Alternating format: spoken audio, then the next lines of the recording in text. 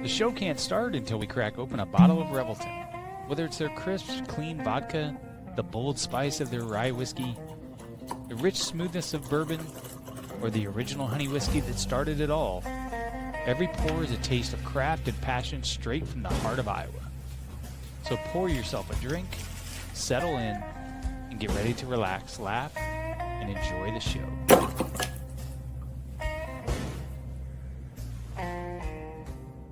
Hey, it's Andrew Downs. I'm proud to support Three Beards Media, and I would love to work with you. If you need merchandise for your company, organization, band, softball team, whatever, I can help. From name brand apparel to promotional items, large orders or small, online stores, and more, I can help your brand stand out. AKC Marketing is local, based in Johnston, and we are an employee-owned business, so our costs are low and our turnaround times are fast. But most importantly, we give you personal service to make sure you get exactly what you're looking for. Email me at andrew@akcmarketing.com or find me on social media, and let's make some cool stuff together. Now sit back and enjoy this Three Beards Media podcast.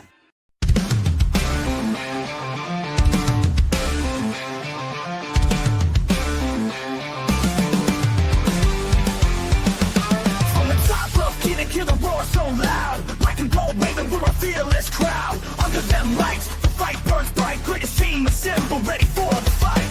We stand tall, we stand true. Every game, every play, got the Hawkeye view. Legends rise, and we all knew that the black and gold's coming straight for you. From a Hawkeye view, seen the whole state rise. With a heart so strong and fire in our eyes. On the field, on the court, in the stands, we shine. The best in the game, and the state is mine. Cover Hawkeyes, marking, watch them break that press. Dropping dimes, hitting threes, never second guess.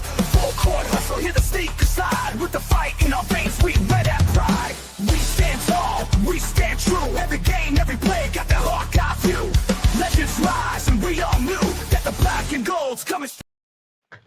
Good evening. Back with another Hawk's Eye View after the Thanksgiving holiday. Andrew Barber, Drew Shipley here. Drew, how was your Thanksgiving?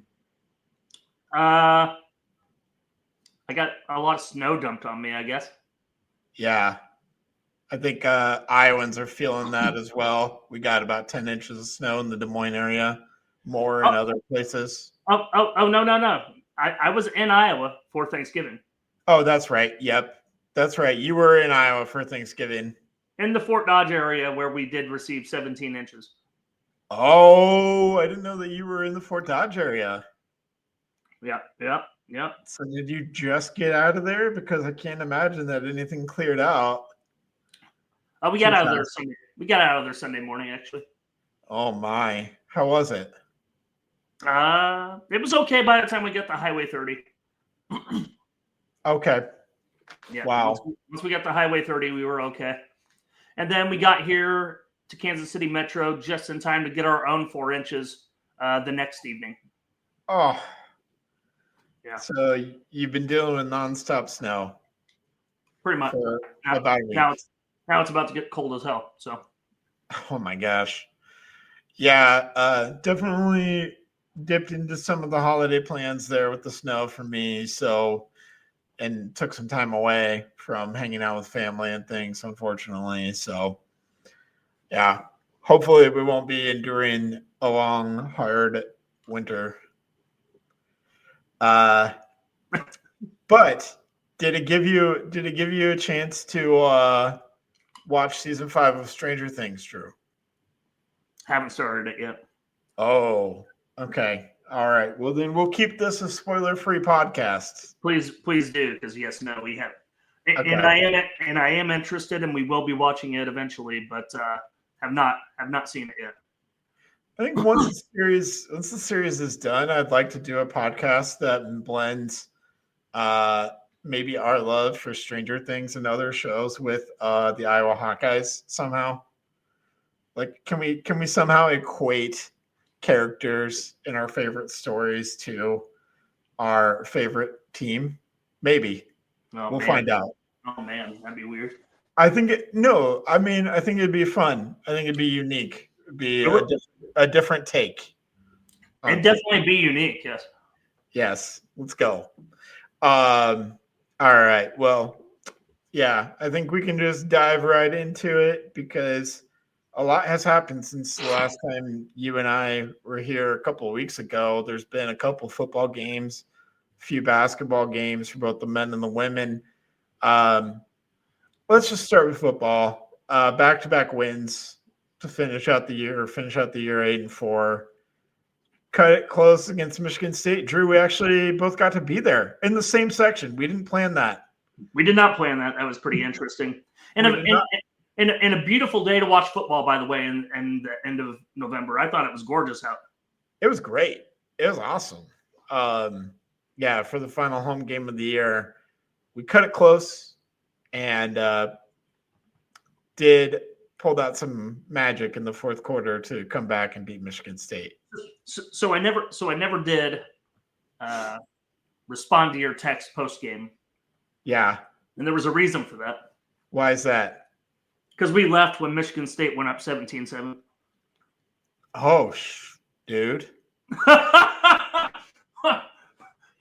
kind of wondered, but I didn't want to come right out and ask or say that. I was driving probably when you texted me. We were to about back to Brooklyn, exit 197 by the time the game was actually over.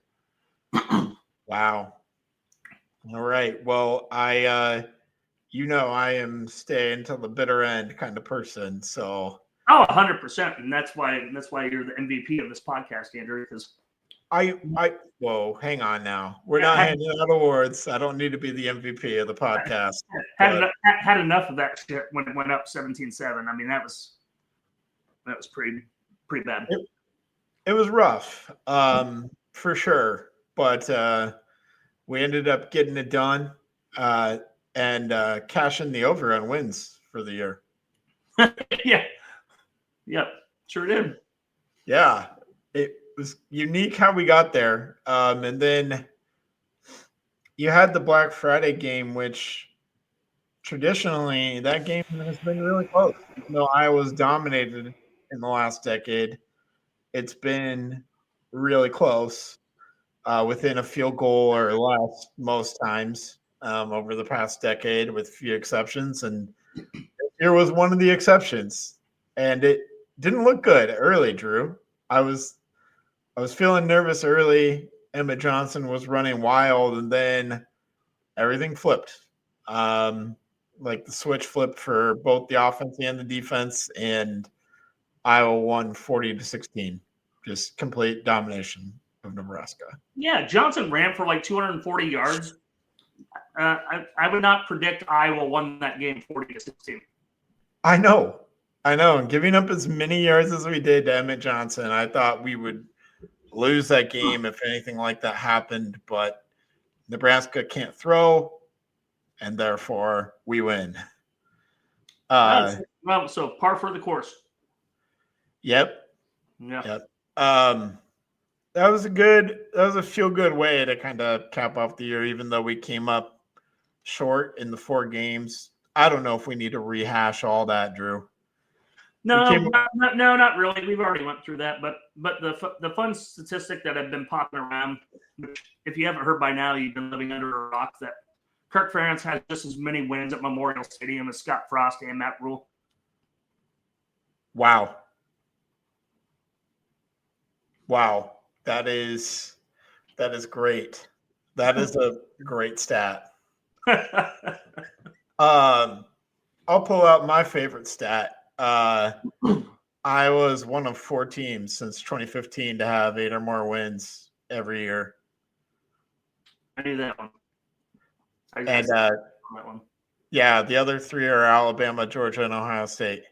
Imagine that. All teams that won natties. Yeah. And Iowa has been an offense short of doing the same. Yeah. I actually looked into some where I kind of wanted to go next is I looked into the stats of the football team this year. The defense gave up 15 points per game, good for 9th in the nation. The offense scored 28.9, good for 60th in the nation.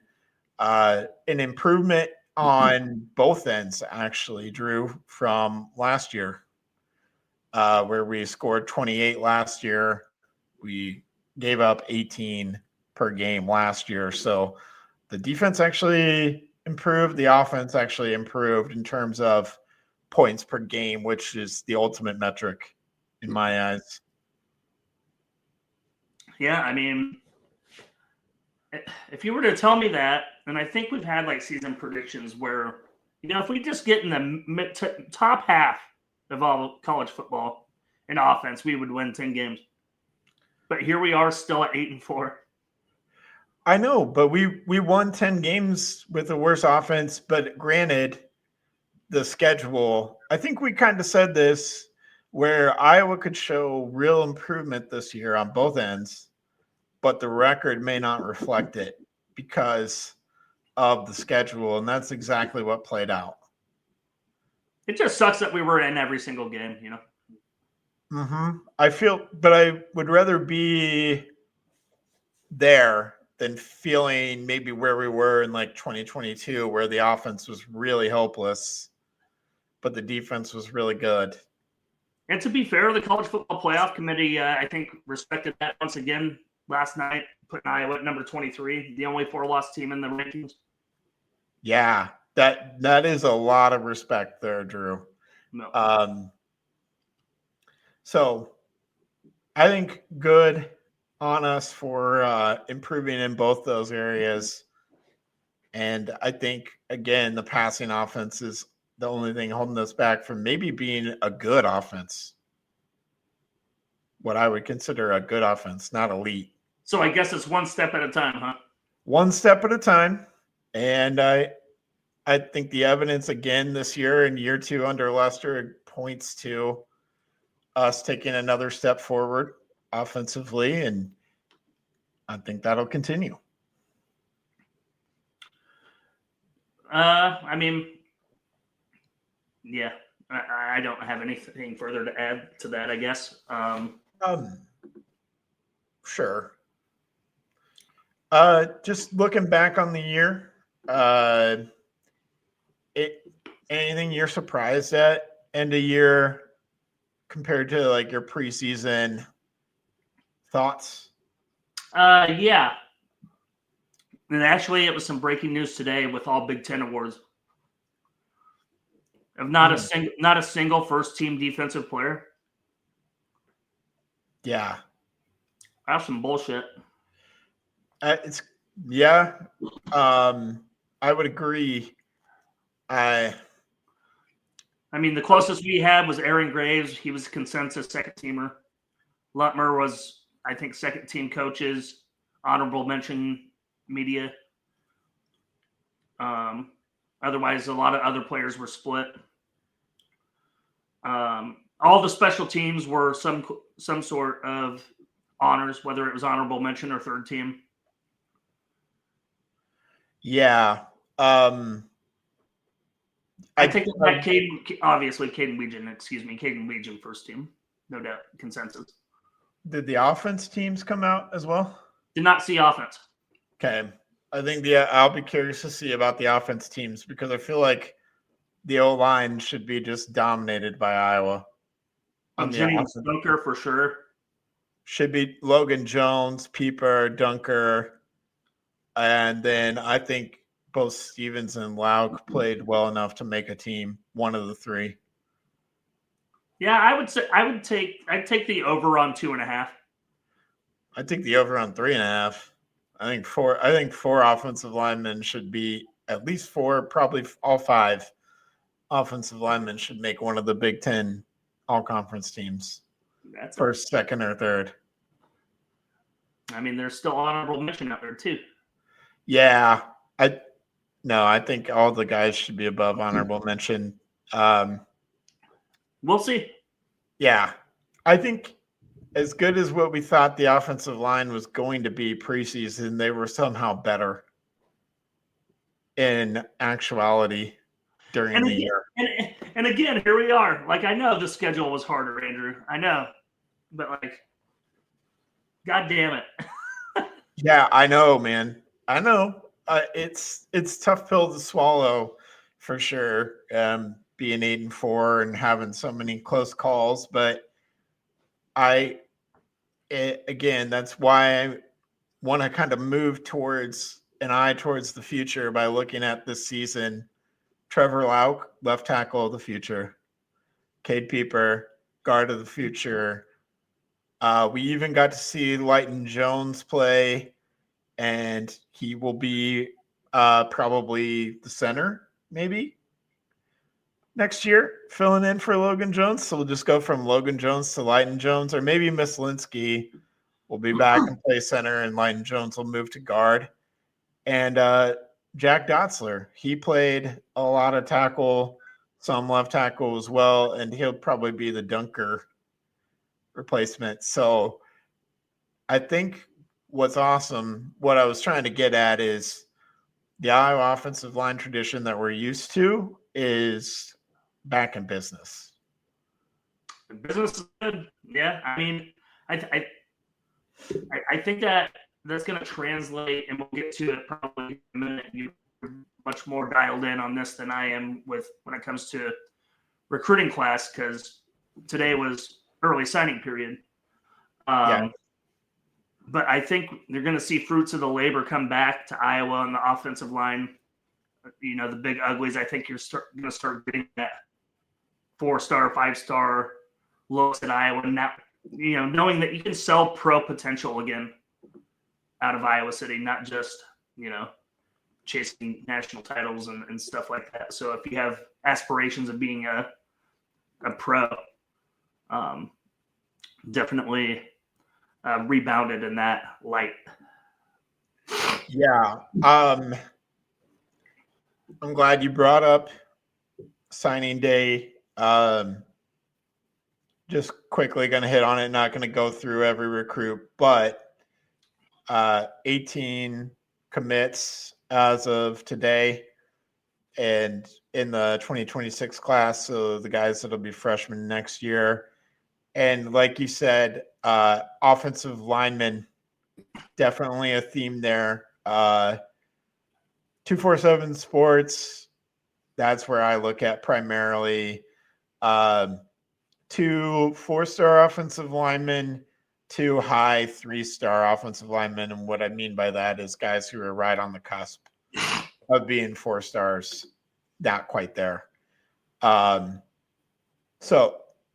yeah, that, and then I know they were high on the 2025 offensive line class too. So again, a lot of potential, a lot of recruiting uptick there for Iowa. So George Barnett, I know that 2 years ago, maybe people were really questioning the offensive line, questioning Barnett, and he has completely flipped the script on that.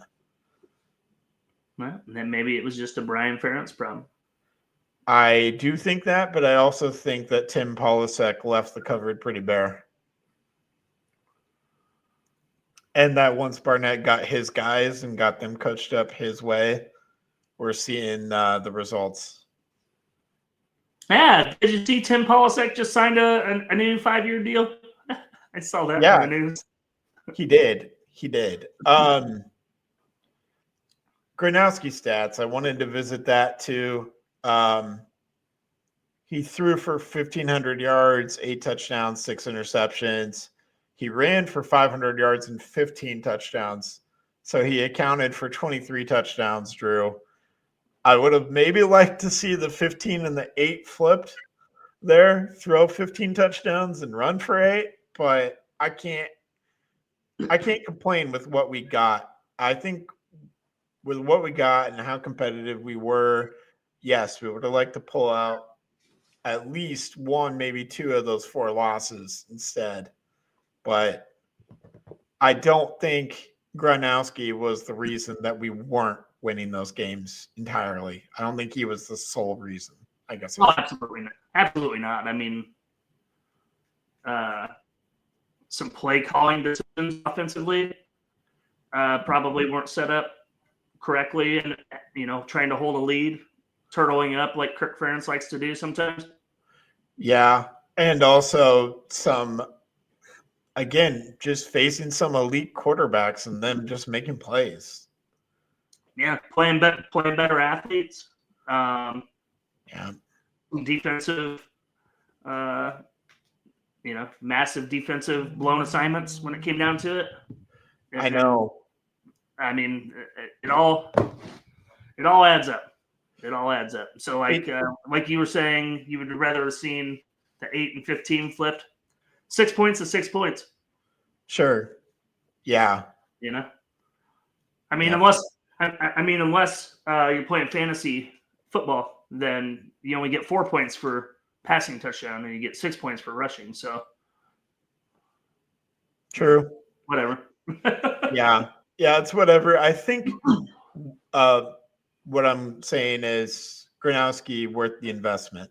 Whatever we paid him, worth the investment. Oh, I mean, this team without Gronowski might not be a bowl team. Yeah, I would firmly be on that train. I think we would lose. I think we would lose the Penn State game. Lose the Rutgers game. Potentially that Michigan State game. Lose that Michigan State game. Yeah, there's 3 more losses right there. I mean, yeah, I guess. Yeah. So that's what having a quarterback can do for you. On the quarterback note, I found it interesting today. Tyler Barnes came out and said that Iowa likes where they're at with quarterback for next year. And I do too. Yeah. I know that Tim Lester and others have spoken very highly of Hecklinski, and I know that he is the guy that has a solid lead on the job. I do think they'll open it up to competition between Hank Brown and Jimmy Sullivan, and then Traden Bessinger is the quarterback that's coming in as a true freshman next year. I know that they'll give everybody a shot, but I know that Hecklinski has really surged and kind of run with it as the backup to Gronowski, but then looking forward to being the starter next year. He's kind of the guy as of right now. Hey, just a shout out though to Jackson Stratton and him in his future endeavors transferring out. I mean, he didn't have many options to get some playing time at this point in time with the upgrade at quarterback position. But man, he got put into some sticky situations last season where he came out and got a couple wins for us. I mean, I saw one in person at Maryland last year. Undefeated as a starter. There you go. 2-0. He did his job, man. He came in and did his job perfectly. Yeah. So shout out to him. He was in a tough position coming into that season, and then tough position, being on the outside looking in this season in the depth chart. Good luck to him. He's different to me than like somebody like Cade McNamara or like Deuce Hogan or somebody like that. Like he contributed where he needed to. Like no ill will towards him. It seems different, doesn't it? Yeah. I also felt the same about like Deacon Hill when he transferred. He came in, did the best he could, right? Poor guy. I'm not gonna hold any ill will to Deacon Hill for transferring. Deacon Hill is the Nickelback of the Iowa football program.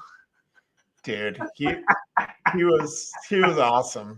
He was awesome. I loved it. I love that we won 10 games with Deacon freaking Never Hill. made it as a wise man. Couldn't cut it as a poor man stealing.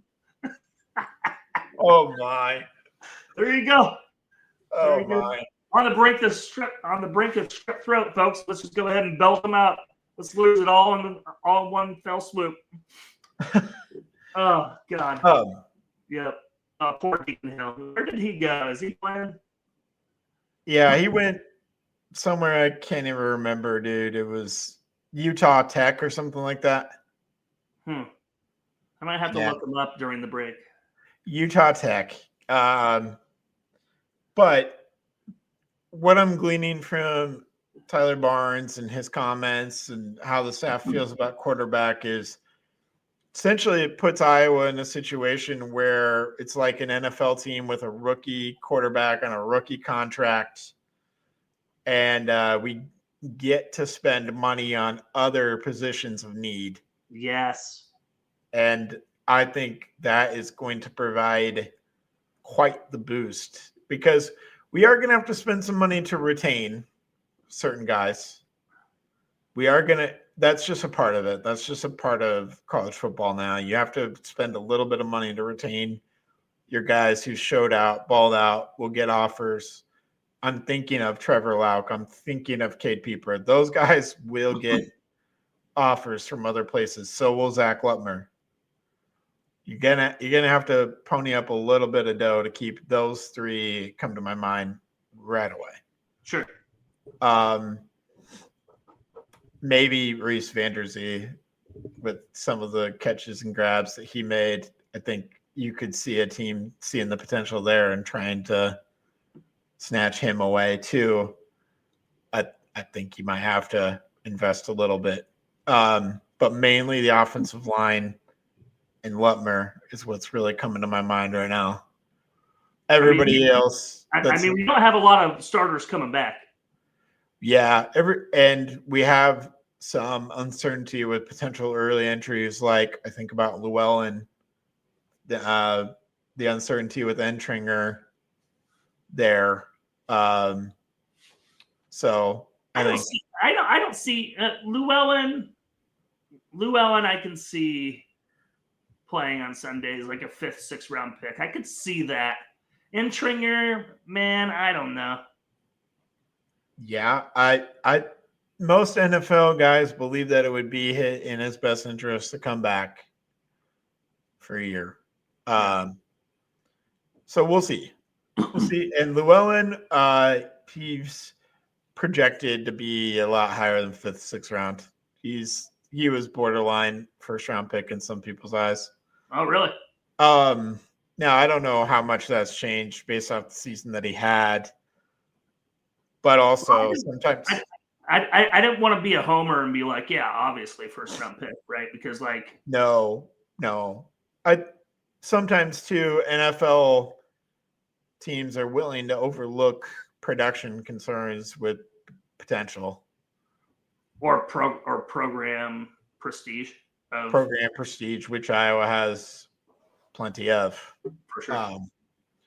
Yeah. So Aaron Graves. What's your draft analysis on that? 3rd or 4th rounder. Probably a day two guy. Think he'll do some damage there? Yeah, he'll be a part of a rotation, of an NFL rotation. Yeah. At defensive line on the inside. He'll be there. Yeah. Yeah, basically everybody who's graduating or early entry to the draft, I think will find a home in an NFL training camp. TJ Hall is a guy that's probably going to hear his name called that I wouldn't have expected that before the year. But I think TJ Hall played his way onto an NFL draft board this year. Yeah. Third team, all Big Ten, I think. Yep. Yeah, and I think the tape will show you something better than that. But the Big Ten is deep at corner. Big Ten is deep at corner, man. Yeah. So being 13 Big Ten in this year's corner class for the Big Ten it says a lot, actually. So, and I think Nwankpa will get a chance. He'll definitely get a chance. Well, we'll see. I was never his number one fan. I know. I wish him well. He stuck it out. I don't think he made his full potential. And hopefully he does it. Hopefully he does it at the next level if he gets that opportunity. I just I don't know if I necessarily see that. Yeah, I thought it was curious when a guy like Geno Stone left early. And now we've seen like the success that Geno Stone's had at the next level. He's a stud. Yeah. Hooker, Belton. I think Xavier Nwankpa has a chance to maybe not be in that category, but find his way onto a roster. I'm not saying he's going to be a surefire draft pick. If he is, it's a day 3. But he's going. A guy that started at Iowa safety is probably going to get a camp invite. Yeah, I would say so. Especially for 3 years. Yeah, he's going to get a camp invite. So an Entringer, if he goes, he's getting a camp invite or a day 3 pick, I would say too. Jones and Dunker, I think Dunker has a chance to maybe make the first round. I think Jones will be a day 2. I think they're both day 2 at worst. And I wouldn't be entirely shocked if Gronowski gets a camp invite too. That'd be interesting. He was on some draft boards as like a day 3 guy before this year. I don't know if he did enough to really play his way up out of that. I would say no. I would say he's probably still on that day 3 undrafted. I mean, his comp would be what? Taysom Hill? Yeah. I love that. That would be a great comp for Mark Gronowski. I think so. He could play quarterback for the Minnesota Vikings and be better than whatever they have. Ooh, rough. Brosmer is awful. He could at least not throw 4 interceptions. Like, I promise you that. Oh boy, it seemed like he threw that 4th one on purpose. Even. Yeah. He said, "Get me out of here." But all right, I don't want to go too hard on all the. We'll hear a lot of guys on draft day. We'll see a lot of guys get camp invites for the Iowa Hawkeyes, as we kind of always do. Yep. I think we may see more day 2 and potentially day 1 guys than what we're used to with this group. And it may surprise us. Again, depends on how they do in their combine performance and all that kind of stuff. Won't go too hard on the transfer portal because the transfer portal technically opens on January 2nd, I believe. So that's when guys can enter, and Drew, they changed that timeline, and I'm grateful that it's a little bit closer to the end of the season, but also it's really close to bumping up against when classes start. So once you enter, and this is your only window, you're gonna have like a week and a half, maybe, to make your decision on your next destination. So it's not going to be long, drawn-out transfer portal decisions for the most part. It's going to be snap, snap, boom, boom, quicker than what we're used to. Someone on the Hawkeye Insider message board equated it to speed dating. I think it's going to be more like speed dating on steroids for the transfer portal this year. You see, Andrew, at the beginning, before this country was founded in Massachusetts, it was the militiamen, right? Yep. And there's a reason why the Army National Guard's emblem, its mascot, whatever you want to use it, logo. It's logo. That's the word I was looking for. Its logo is the Minuteman, right? It's called the Minuteman. You know why? No. Because in a minute, everybody that is in this militia needs to be ready to fight war. A minute. Mm-hmm.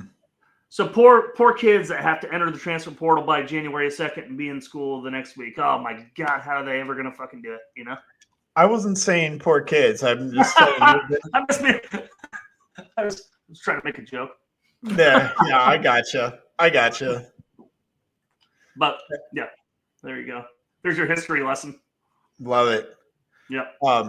No, I was just talking about kind of how it's going to be accelerated. It's going to be quick. So I'm thankful for that in a lot of ways because we're going to know real quick what Iowa has and doesn't have. In mid-January, we're going to have a really good eye on what the roster looks like. You'll have less opt-outs in the bowl, too. What? You'll have less opt-outs in the bowl, too. I would agree. Yep. just across the country. Yep. Which is a good thing. All right. Wow, I didn't think we'd be dominated by football so much here. But I guess I should have expected that a little bit. Bowl games. I've seen multiple possibilities. Do we know when the official word will come? Come Sunday afternoon. All right. And I would expect another trip to Tampa. I think we can't go there because of how often we've been there recently.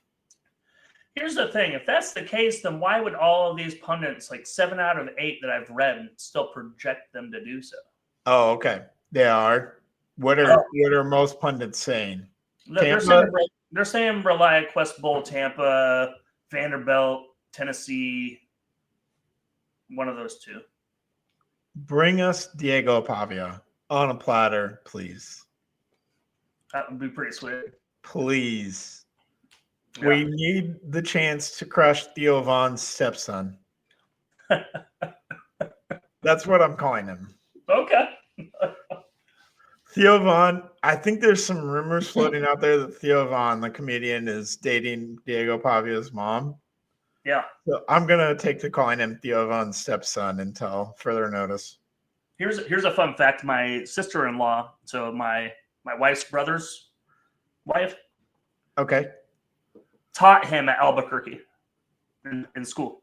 Theo Vaughn or Diego Pavia? Diego Pavia. And I guess him and even his family, even more so, are a bunch of nut jobs, like buckle up, like Johnny Manziel type shit. Yes, I have seen some of the Diego Pavia videos, and the Johnny Manziel vibes are extremely high. Mm-hmm. Mm-hmm. Extremely high. His But brother he's just got arrested at his game last week, right? yeah, but he's somehow a less likable version of Johnny Manziel, because I like Johnny Manziel. Nobody knew it at the time. That's true. We didn't quite have the social media the way we do now. Yeah. Social media was a thing, but not to the same level where there's all the videos and all that kind of stuff. Mm-hmm. Mm-hmm. So maybe we would have liked Johnny Manziel a lot less had we known some of the background stuff. Or maybe we would have liked him more. He was going out there doing rippers of coke. Gosh. Tearing up Alabama, you know? Gosh. I don't know. I think he's more of a folk hero, actually. True. True. Doing what he was doing in his lifestyle and still balling out like that, that's impressive. Impressive, sad at the same time. Oh, for sure. Yeah, no doubt. No doubt. Yeah, it reminds me a lot of, I wasn't alive for it, but I've read and heard about 70s cocaine era NBA. There are a lot of guys who got their careers cut short by just doing too much cocaine. So it got so bad where the NBA had to step in and basically say, coke is out. Like, stop doing coke. You're done. Isn't that actually, I'm not 100% sure, but isn't that how Len Bias died the day after the draft? Len Bias, yeah, I believe it was drug related. I don't know if it was cocaine. I won't say that with 100% confidence. Yeah, that's a sad one. No. That's a sad one. Yeah, for sure. I think also there was Spencer Haywood and Michael Ray Richardson. Those are the two that I've heard people talk about, that those guys had a lot of potential and could have played well into the 80s if they just had stayed away from coke. Yeah. But all right, we got off on a coke diatribe here. How do we go down this route? I don't know, but I think it'll be nice for the Iowa Bowl game, because it seems like we're gonna have a matchup against a ranked squad. Yep. And will also be ranked as well. So a ranked matchup to end the year if you're not in the college football playoffs, I think that's probably the best scenario you can ask for. Fun fact, 2:30 to 3 o'clock in the morning, the day he got drafted, he was walking back to his dorm. 3 to 4 hours, Len Bias and his longtime friend Brian Tribble and several teammates snorted cocaine in the dormitory suite shared by Bias and his teammates for several hours. He suffered a seizure and collapsed. Shoot. That's awful. Yeah. Awful. Yeah. But looking forward to a ranked matchup, and maybe we'll be able to get a ranked win finally to end. Does that count? Does that count? I'm gonna count it, dude. If Diego Pavia plays, I would count it. If Diego Pavia, which I can't see what his motivation for not playing would be. You're the Heisman Trophy winner. I don't think he's winning the Heisman Trophy though, dude. Who's winning it? What? Who's winning it? Mendoza or Julian Sayin? Jesus. I'd rather give it to Jeremiah Smith over fucking saying, come on now. Jeremiah Love. Nah, that's the wrong Jeremiah. Yeah. I think Mendoza for my money. Boy, I got to look up those odds when we take our break. Yeah, look it up. I think we can actually go ahead and take our break now, and then we'll come back and talk basketball to finish this show. Let's do it. All right. Be back in a bit. Making great tasting bourbon requires the perfect combination of ingredients, conditions, and time. The longer it rests, the better it tastes. Revelton Distillery's new single barrel bourbon is made from 80% corn, sourced 100% from Iowa farmers. And unlike mass-produced bourbons, each barrel of Revelton's single barrel bourbon is unique, proofed on when it tastes best. As they like to say, it'll be ready when it's ready. And to ensure the highest standards of quality and flavor, owners Rob and Christy Taylor oversee the production and bottling. Every single barrel. Iowa born, Iowa aged, Iowa bottled. Try the new single barrel bourbon from Iowa's own Revelton Distillery. ReveltonDistillery.com.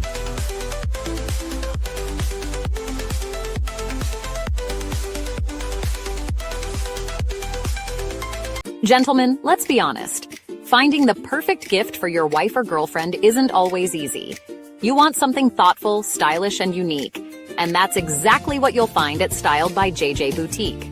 Julia Bradshaw and her team strive to be your go-to boutique for casual, boho, and chic clothing and accessories, helping women elevate their style one piece at a time. Located right here in Johnston, Iowa, Styled by JJ brings trendy, high-quality fashion that boosts confidence without breaking the bank. So, if you're looking for a gift that says, I get you, instead of I tried, head to Styled by JJ Boutique. Because nothing makes her smile like feeling beautiful. Styled by JJ Boutique, where style meets confidence. Visit our Johnston location or shop online at styledbyjjboutique.com. Whether you're buying, selling, or refinancing your home, or if it's simply time to renovate the one you're already living in, you need an experienced mortgage professional to help you analyze your financing options and to make sure the closing goes smoothly. And that's exactly what you get when you call Kyle Lehman at Wintrust Mortgage. Kyle's experience and expertise, coupled with Wintrust's rates and programs, ensures you'll get the mortgage that's right for you. You may even qualify for down payment assistance. Before you reach out to a realtor, call Kyle and get pre-qualified, empowering you to start shopping for the home of your dreams. Call Kyle at 515-473-0546. Kyle Lehman Wintrust Mortgage, 515-473-0546. All right, let's hear it. What are the Heisman odds? It is a close three-man race. I mean, like, as close as I can remember. Yeah. Fernando Mendoza is the number one at plus 160. Diego Pavia is number two at plus 180. And Julian Sayin is at plus 200. Okay.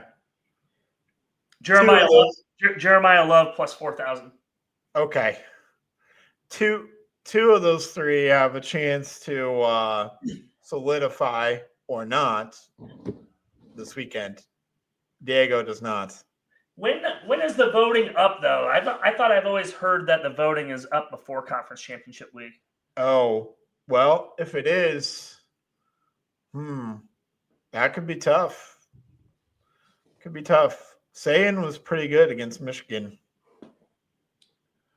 Mendoza was pretty good against Oregon. Yep.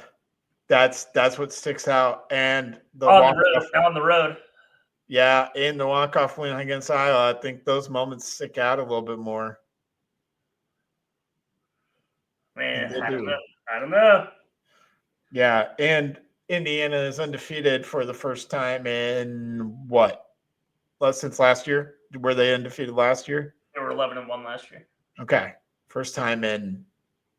They were 11-1 and played in the final game last year too, didn't they? And then they were 11-2 and they backed into the playoff. Yep. Yeah. But yeah, man, they had to go to Notre Dame and get their dick kicked in. Mm-hmm. But this squad feels a lot different because of Mendoza. Oh yeah. Yeah, they didn't have the quarterback play of Mendoza last year.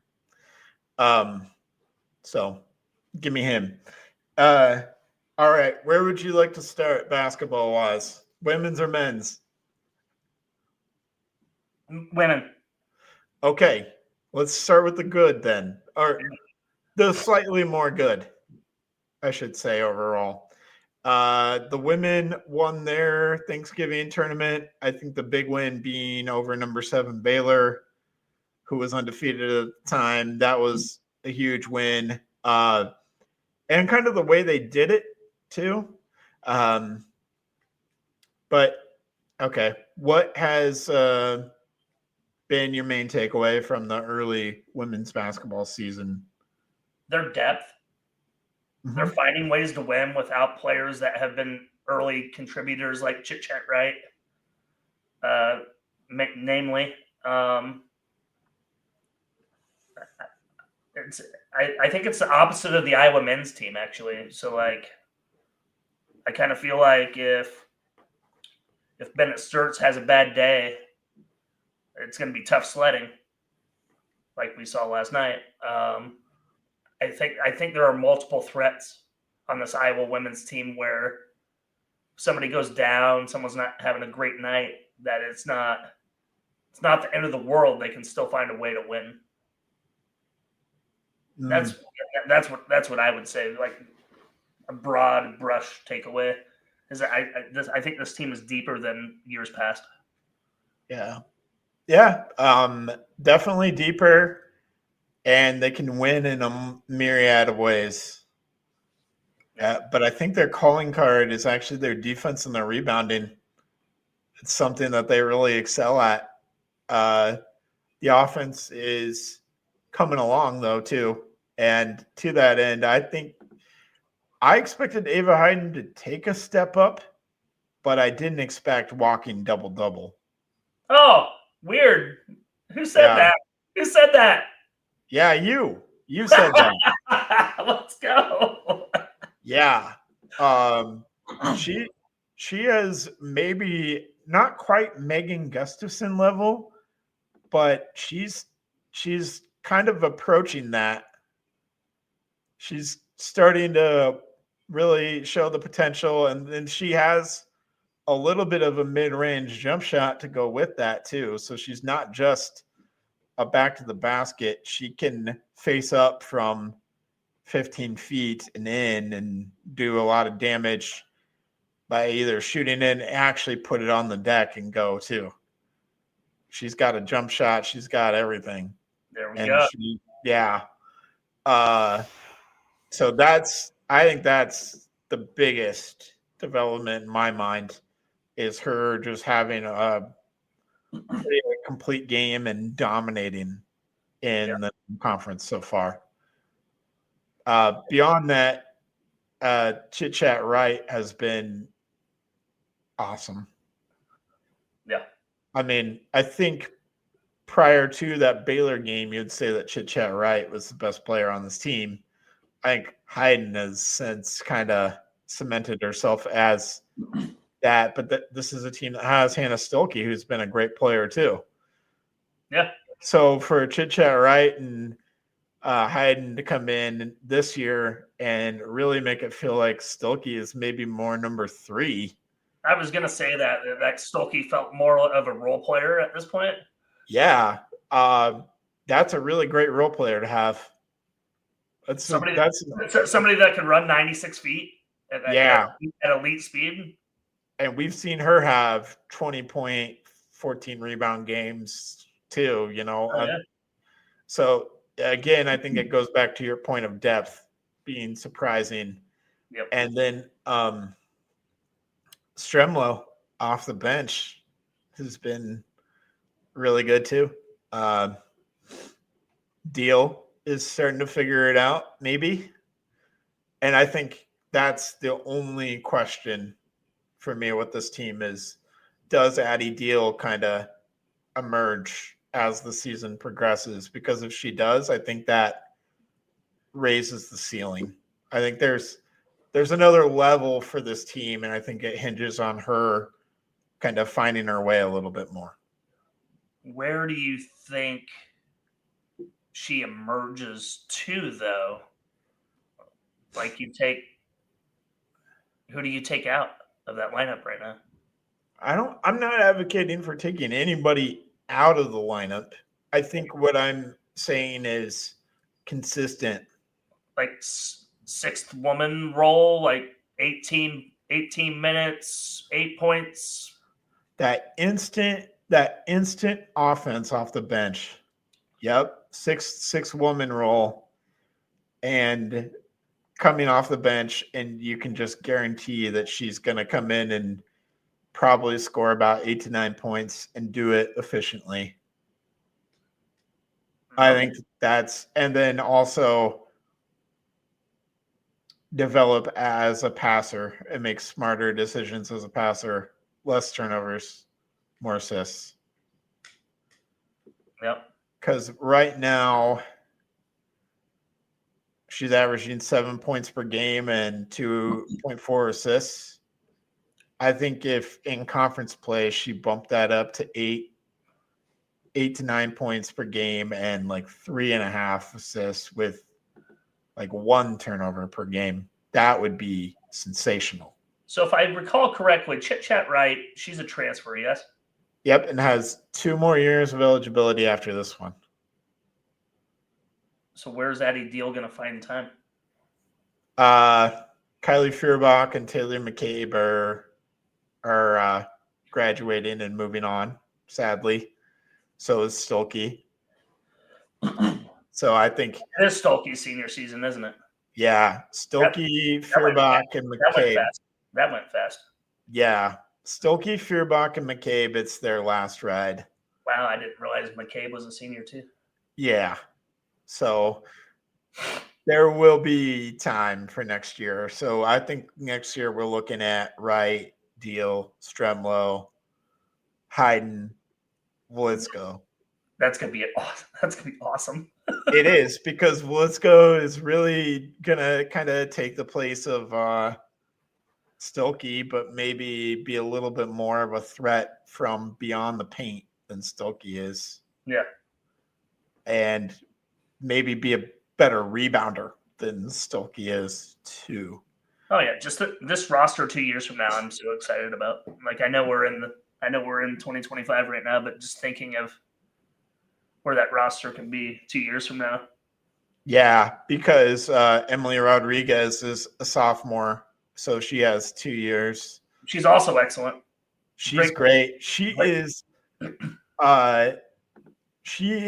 There's a little bit of J.R. Smith in there with her. There's a little bit of irrational confidence type player with her that I love. Irrational confidence. Yeah, no, that's what it is. It's irrational confidence. She'll take some shots, some things, do some things on the court that make you scratch your head. The double spin move against Baylor that almost worked. But these are my favorite kind of players, and that's the wild card that you kind of need. You kind of need a wild card like that sometimes to keep you alive as a basketball fan. So Yeah. Emily Rodriguez is that for me. For a more Iowa comparison to this, Joe Toussaint. Joe Toussaint was a wild card. I like Joey T. Yeah. So I liked how he played. I was sad that he left, but I got it. yeah, but Emily Rodriguez being a Joey T type player for the women's team is I like that. I like that comp. That makes sense. Yeah, it's great. If you don't like that kind of player, I understand, but I do. So fair. yeah, and so yeah, I know that I was going to hit the transfer portal because of maybe some recruiting things not working out in their favor, some misses there with Lewis and Bjorn, but I mean, I think it almost would have been unfair. Where did Bjorn end up going? Bjorn ended up at Texas, and Lewis ended up at Notre Dame. Right. So, transfer portal. Who knows? Who knows what happens? Let's see what Juju's up to next year. Oh gosh, dude! If there's a world where Iowa lands Juju Watkins next year, we're cancel it. Cancel everything. We're winning it all. It's over. It's over, dude. I'm just saying. Yeah, we will try to make a splash in the transfer portal too. I don't think it's going to be really hard to get those ladies off the beach in SoCal. That's for sure. Yeah. And one thing that's going to help with that is the revenue share. We talk about it with football a lot. And I know that football is going to get the bulk of that 20 million revenue share. We didn't talk about this when we talked football, but my understanding from the revenue share plus large donor NIL donations, Iowa's probably going to have 20 mil to spend for football. Good, because that's where we're supposed to be, right? Yeah. 20 mil is, I think 20 mil is the max you can revenue share. I think we're giving 16 of that to football. Or is it 25? I can't remember. We're giving like 16, 17 mil from our revenue share to football, which is comparable to what everybody else who can do the full revenue share is doing. And then probably it's got to be 25. I think we're giving about 6 or 7 to men's basketball, and then another $1 million to $2 million to women's basketball and wrestling and those kinds of things. We're giving more to women's basketball than most other schools are. Yeah. And we'll have and fans and large donors can still contribute to on the side. Yeah. So, yeah, I know that football will have 20 million for retention and to pursue transfers. Which they're gonna need it. Yeah, and if you don't have to spend a large sum of money on a quarterback, you should be able to overpay for a couple wide receivers. Yep. That's the dream. Yep. Free agency, maybe in college. Shit. And a defensive back, an elite defensive back. Yeah.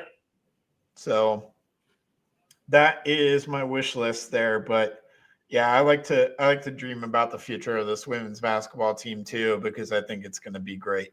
Yep. Well, let's enjoy this year, because I think we said before the year like Sweet 16 would be a success. Now I feel like this is a Sweet 16 caliber team and maybe beyond. They're a number 4 seed projected in early bracketology. I mean, I know it's December 3rd, but they are definitely trending as being, women's basketball. They host the top 4 seeds, so they play in Carver for those first two rounds. They definitely should be, favorites to make at least the Sweet 16. Yeah. And I think, well, so we may have to switch up when we record next week because the Iowa State women's game is on Wednesday of next week. Well, maybe we'll just have to go a little bit earlier so we can wrap up in time because it starts at 7. Oh, okay. Yeah. We'll have less to talk about. Yeah, we will. Okay. Yeah, we can keep the same time, same bat channel. Yeah. But yeah, huge game because Iowa State is top 10 as well. Iowa will probably be top 10 by the time that rolls around, as long as they can survive Rutgers Saturday, who is not good. So as long as we can do that, it'll be a top 10 matchup in the Cyhawk women's battle. Let's go ahead and make a prediction for that game, Drew. Cyhawk women? Cyhawk women. Oh, god damn.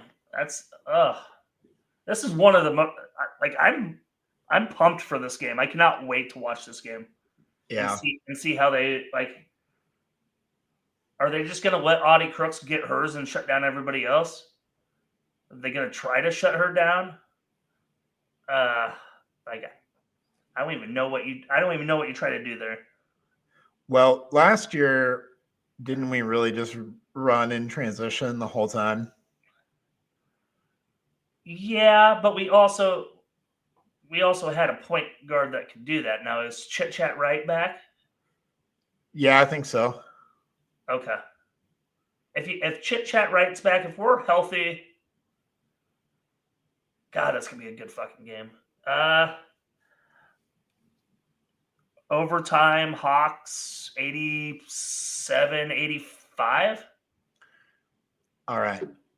I'll be a little bit more bold. I think if Chit Chat Right's back and we're firing, I think this is going to be a 10 to 15 point win for Iowa. Wow.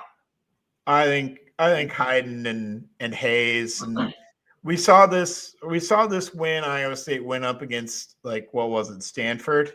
Yeah. Where they had two bigs that were significantly taller than Crooks and could really disturb her shot.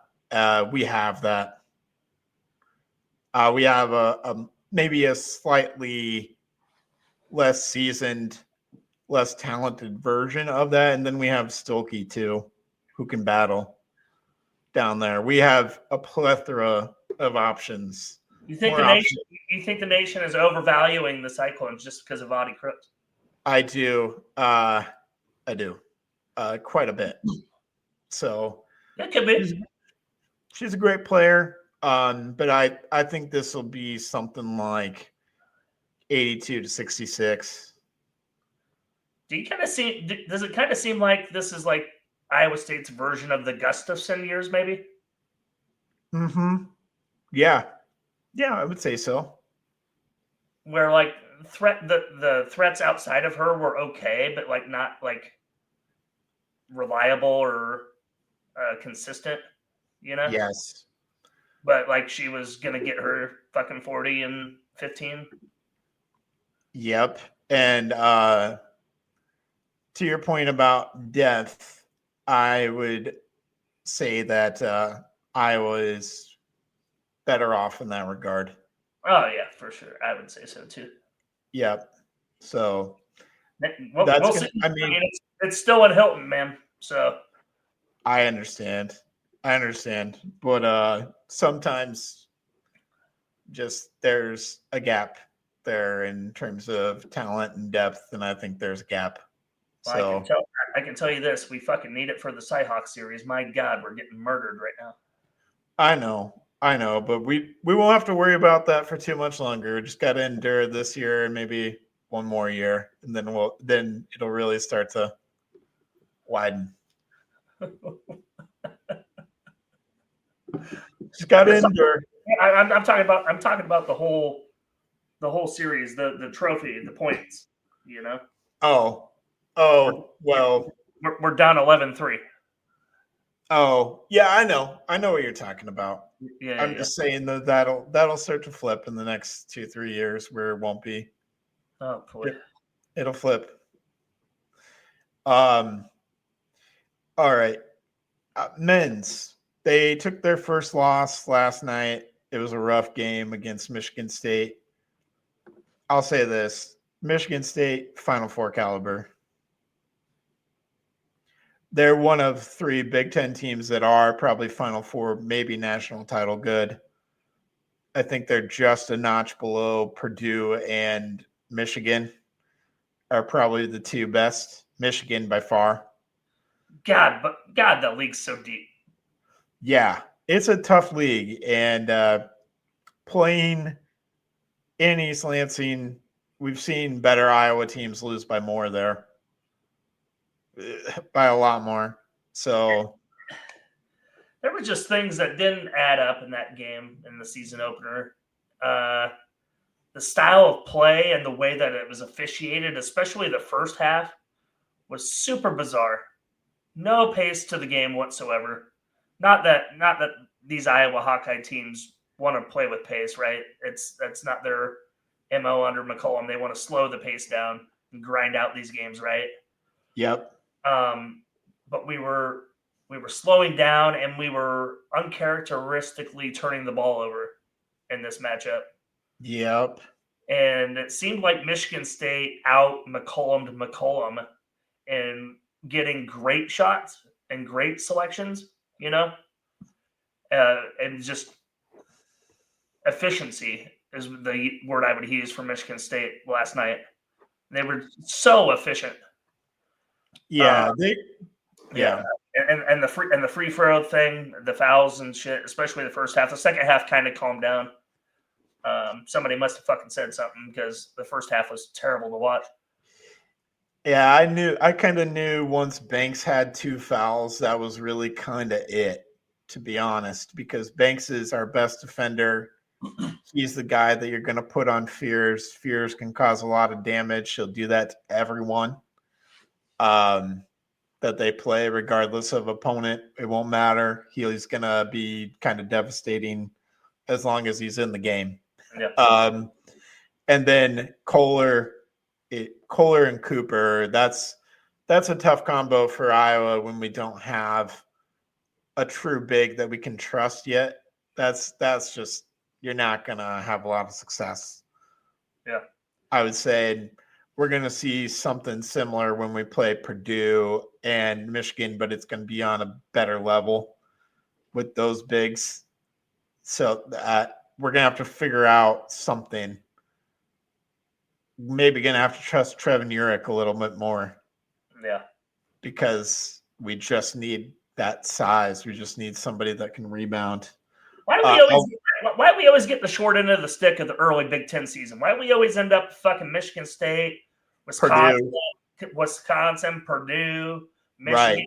Right. Why aren't we going to fucking Northwestern or Or like Penn State. Can we get Penn State and Rutgers at home one year? For fuck's sake. Yeah. Well, we get Maryland at home, and I know that you have maybe a little bit of affinity for Maryland, but Drew, they suck. They're not very good. Yeah. They're not good at all. So I feel good with that being in Carver Hawkeye that Iowa can bounce back and find their way back into the win column at home on Saturday. So I fully expect them to do that. It'd be nice to see. I think one thing that needs to change, probably need to change the starting lineup. Brendan Housen was our leading scorer in the first half and then didn't play in the second half. So I don't know what was up there. But when you're down by that much, I think you need to roll Housen out there. I think it's the defensive side of the ball. I understand. But with the current, it really doesn't matter if you put up 10 if you gave up 12. I know. With the current starting lineup, though, you're playing 3 non-shooters. And what you were talking about, how we were having a tough time getting shots, and the ball was sticking.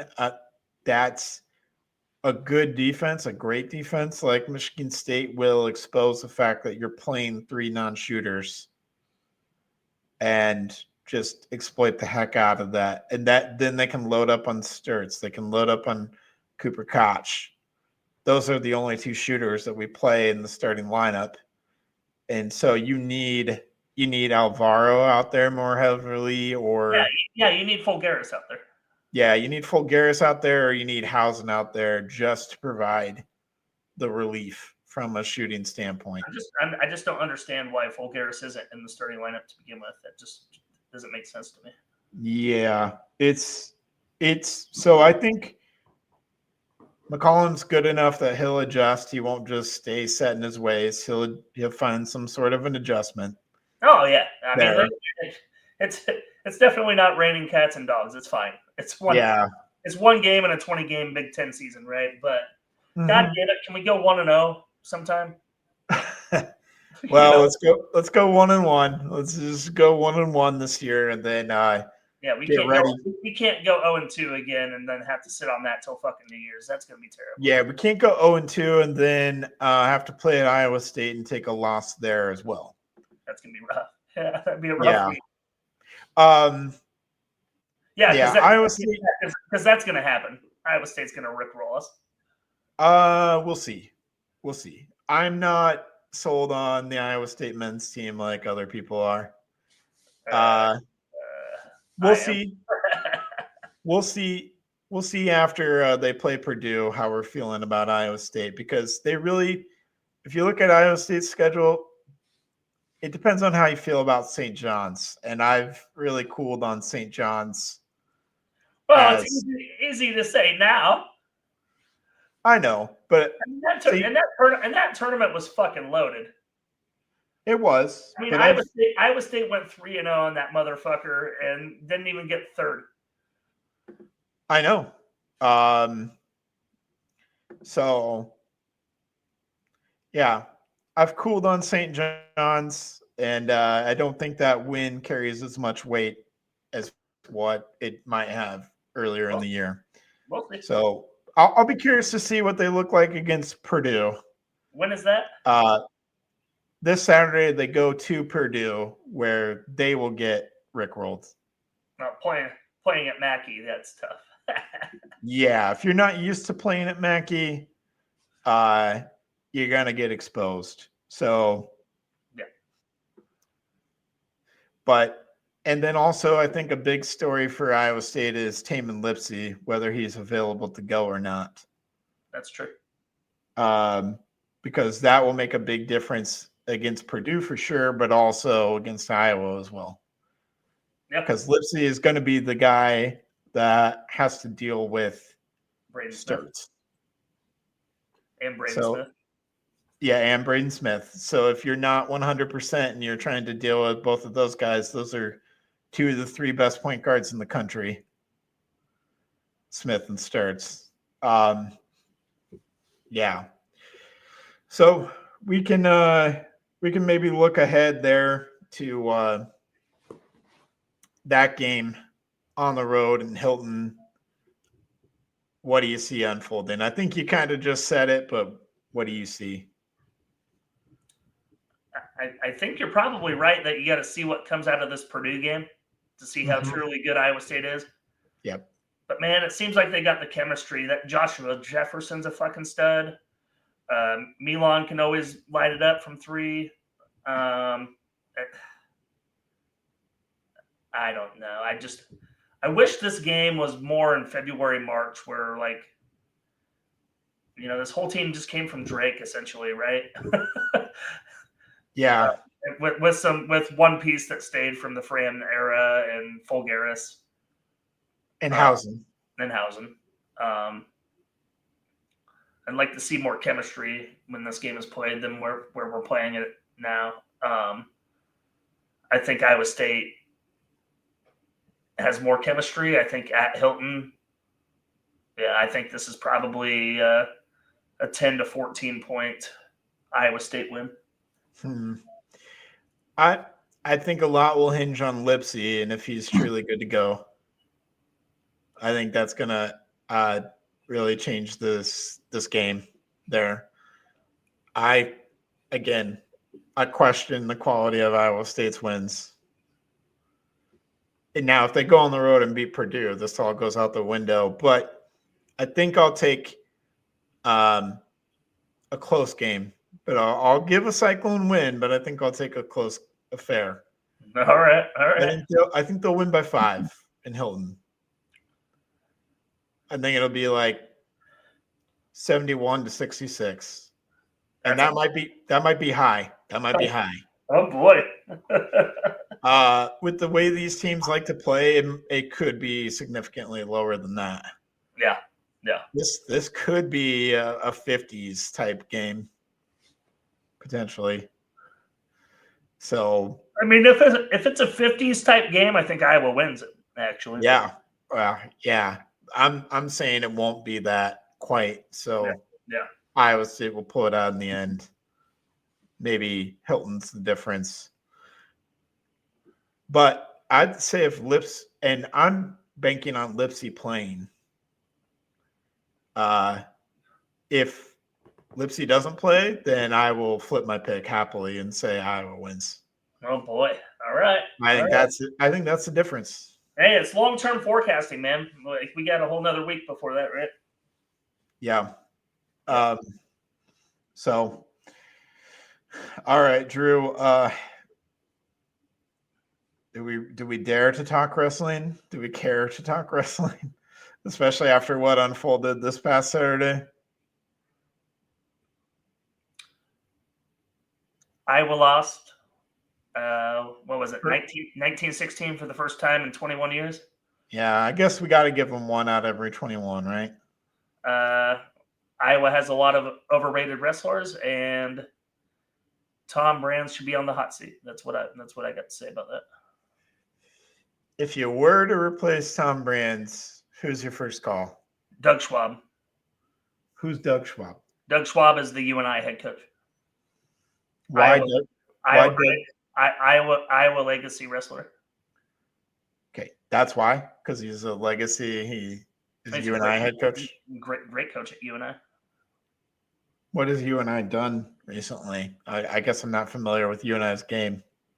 UNI is still a top 15 program in all of NCAA, considering obviously the amount of talent that goes elsewhere when you're the third college in your state, right? So it's hard to get that. I'm going to call it paper talent, right? Those 5-star guys, those blue chips, the guys that you're going to pay big money to, right? It's hard to get those guys to go to Cedar Falls. So look, think of it this way. Think of it as Kirk Ferentz getting the most out of the roster that he has. Okay. Research and development. All right. So if you gave him Iowa's resources, yes, and he's still going to get the most out of his talent, yes, but he's going to get better talent to start. Yes, I can see where you're going. Did you think I was going to say Nick Mitchell? I don't know who Nick Mitchell is either. You don't watch wrestling at all, do you? I don't watch wrestling at all. I have no idea. Nick Mitchell is the recently retired Grandview wrestling head coach. Oh, okay. Who started the program and won 12 out of the 13 national titles that Grandview has. Oh, gotcha. Can we just let Spencer Lee coach the team? Would that be a good idea? I don't know what his resume is to coach. Okay. It sounds great on paper, right? So, but I mean, at least Tom Brands came in. Didn't he come in from Virginia Tech, maybe? Something like that. Before he got the head coaching position? I think he did. I don't know, man. I think it's time for a new voice in the wrestling room there. I just do. Sure. Third and fourth place finishes at the NCAAs and the Big Ten's just not Iowa standard. And then I look at myself in the mirror and I'm like, I'm becoming Nebraska football. Yeah, but Iowa wrestling is different though because it's got a lot more support. The Hawkeye Wrestling Club is insane. You don't think Nebraska has support for football? Yeah, I guess that's true. I guess that's true, but I do think. However, we have won a title in this decade. Yeah, we have. Yeah, We have Iowa won. Wrest- We have won a title in this decade and century. So it is slightly different. There's been more recent success. I think we just want the Gable days back where we just dominate everybody, and I don't know if that's ever going to come back. Man, I want it to be competitive. I want it to be like, I don't want it to be Penn State and everybody else. I want like Iowa to have a fighting chance come to Saturday finals with Iowa having 4 finalist wrestlers and Penn State having 3 or 4 finalist wrestlers, and the points are within 3 to 6, Right. and essentially make it a duel. That's what I want to see. Speaking of duels, Iowa lost their the national dual meet, got runner-up to Ohio State, who also passed Iowa in the wrestling rankings. Put a beat down on Iowa. I think it was like 33-15, something. It was bad, real bad. Not good. Ohio State beat us way more than Iowa State did. So we've lost our last 2 duels back-to-back. Yeah, dropped us to number 4. So that's why I know some people are hitting the panic button and wanting brands out and all this stuff. There's just some wrestlers out there that were ranked that just haven't come to fruition, man. They've been overrated. I don't like to say that about individual kids. Well, I can't say kids anymore because they're getting paid too, right? Right. Individual wrestlers, I think the expectations that were put on them maybe not have been fair. Okay. So I'm not going to name names. You guys watch wrestling out there, you figure it out. I'm not placing blame on college kids. Yeah. In an individual sport. All right. Well, that's fair. Long show, but there was lots. Yeah, you're about to go back to back. You're about to go do the daily double. Yeah, we're about to go do the daily double. It'll be a quick one. It'll be another quick one, man. It'll be another 15-minute pounded out phrasing. Long, hard, pounded out. Yeah, long, hard, pounded out phrasing. Yeah. Grinder out. Okay. Wow. Okay. Before we get too silly, any last words? No, man. Seeing the college football playoff rankings last night, did you have any thoughts? Any snubs? Any what happens if situations come to mind? Not really. It's about what I expected, I guess, with the results being what they were. I think, it solidifies probably the Big 12 is getting 1. The ACC is getting 1. The Big 10 and the SEC are making up the rest. And also JMU, Tulane, whoever comes out of that whole debacle. So you don't see the path for 2 group of 5s? I don't see the path for 2 group of 5s. Okay.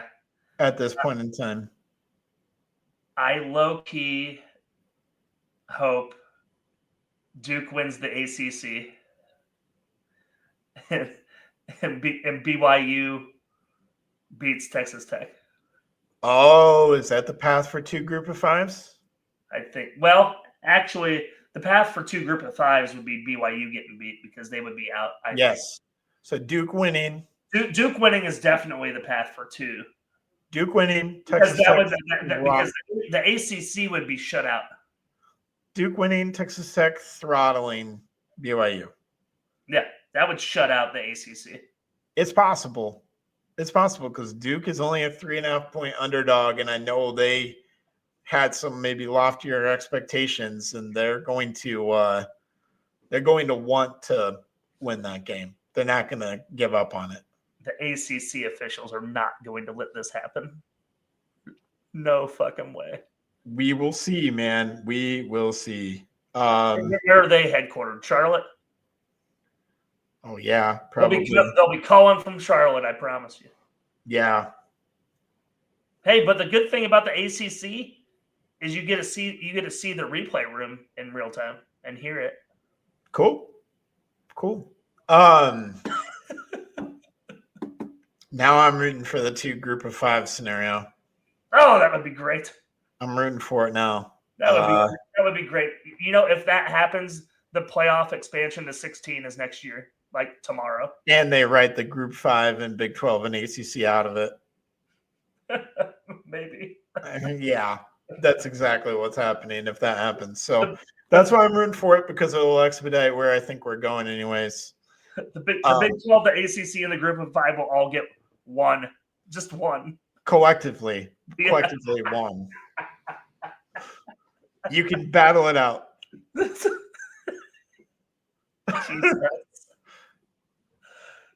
So you don't see any team in the ACC or the Big 12 that could win the title? You don't think Texas Tech could make it around? Texas Tech is the only one that could have a shot, but this is the Texas Tech team that lost to Arizona State, who's a decent squad. I mean, they did have Sam Levitt and Jordan Tyson healthy at that time. Yeah, I know. I mean, Arizona State, all things considered, if Arizona State stayed healthy this year, they would have been the representative, I think. Probably.